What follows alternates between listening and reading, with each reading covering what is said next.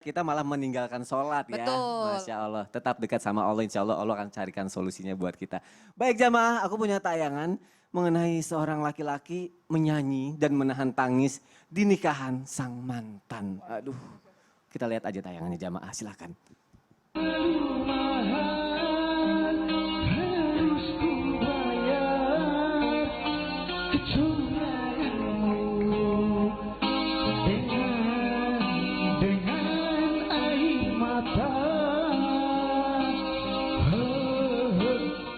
Haredang, haredang. Aduh, jamaah aku mau nanya sama Ustadz Syam dulu deh. Ustadz Syam, apa yang Ustadz Syam lihat dari tayangan ini? Kok Gitu dulu. ketawa sih? Iya waktu itu belum ada Kenapa? lagu Haredang. Kalau udah ada Belum lagu ada. Haredang dia nyanyi lagu Dia Haredang. nyanyinya haredang ya. Baik. Aduh ini, aduh emang remuk dan meradang sih sebenarnya kayak gini. Tapi Kayaknya belum pernah merasakan sih. belum pernah merasakan ya. pernah. Tapi aku pengen nanya, ini yang terjadi adalah apakah kita kepedean dalam hal jodoh atau Allah pengen menunjukkan sebenarnya jodoh yang terbaik buat kita itu bagaimana dan siapa Ustadz? Waduh, ciri orang kepedean dalam hal jodoh tuh yang suka nyebut nama orang dalam doanya gitu. Oh gitu? Iyalah, itu terlalu pede, so tahu gitu kalau itu yang terbaik buat saya gitu. Oh, Iya aduh nggak? aku mohon penjelasannya deh Ustadz. Silakan Ustadz. Kecuali memang udah yakin, boleh kita meminta ya Allah mudahkan jalanku untuknya gitu. Cuma kayak kepedean banget, emang lo tahu itu yang terbaik untuk lo. Tapi padahal belum tahu kan. Ya kan makanya kan dalam Al-Quran udah jelas banget disebutkan bahwa kutiba alaikumul qital wa huwa kurhun lakum wa asa an takrahu syai'an wa huwa khairul lakum wa asa an tuhibbu syai'an wa huwa syarrul lakum. Wallahu ya'lamu wa antum la ta'lamun. Jadi ayat ini emang kayak dari awal sudah Allah katakan bahwa yang menimpamu itu kadang-kala tidak kau sukai gitu. Jadi Allah sudah tahu manusia bakal komplain pada akhirnya apa yang diberikan oleh Allah Subhanahu wa taala. Keputusan takdirnya Allah tuh kadang-kala membuat manusia komplain, loh kok begini, loh kok begini. Padahal it's okay sebenarnya ketika kita bertanya kenapa, kenapa. Kenapanya tuh untuk membuat kita introspeksi, oh karena ini kesalahan saya sendiri. Oh ini fabima kasabat aidikum, ini karena kesalahan saya sendiri, karena kesalahan saya sendiri. Jadi sebenarnya bertanya kenapa itu nggak apa-apa, yang salah adalah ketika seperti tadi lalu menyalahkan takdirnya Allah Subhanahu wa taala. Seperti iblis dan Nabi Adam.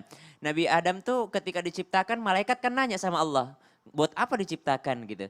Iblis juga nanya, buat apa diciptakan? Tapi respons setelah kenapanya ini yang menentukan apakah Anda beriman atau Anda ternyata ingkar daripada janji Allah Subhanahu wa taala.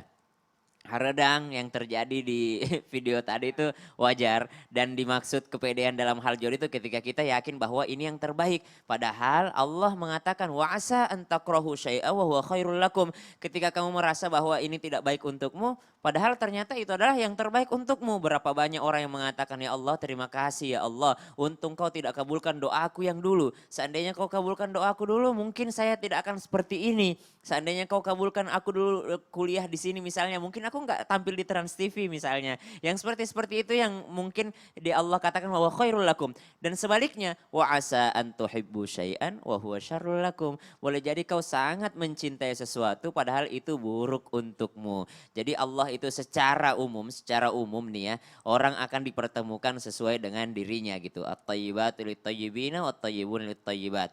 Yang baik untuk yang baik secara umum, tapi tidak menutup kemungkinan juga ada orang yang diuji dengan pasangannya. Seperti guru kami tadi Umma mengatakan bahwa ada orang yang diuji anak-anaknya, ada juga yang diuji dengan pasangannya. Jomblo ya diujinya kayak gitu tadi, ditinggal nikah terus sama mantan kan. Ya akhirnya pada akhirnya terjadilah haredang ya. Haredang ini tadi hampa, remuk dan meradang. Tapi yang harus kita yakini satu ayat saja. Wallahu ya'lamu wa antum la ta'lamun. Allah itu jauh lebih mengetahui apa yang kalian butuhkan. Kalian sedikit sekali pengetahuannya.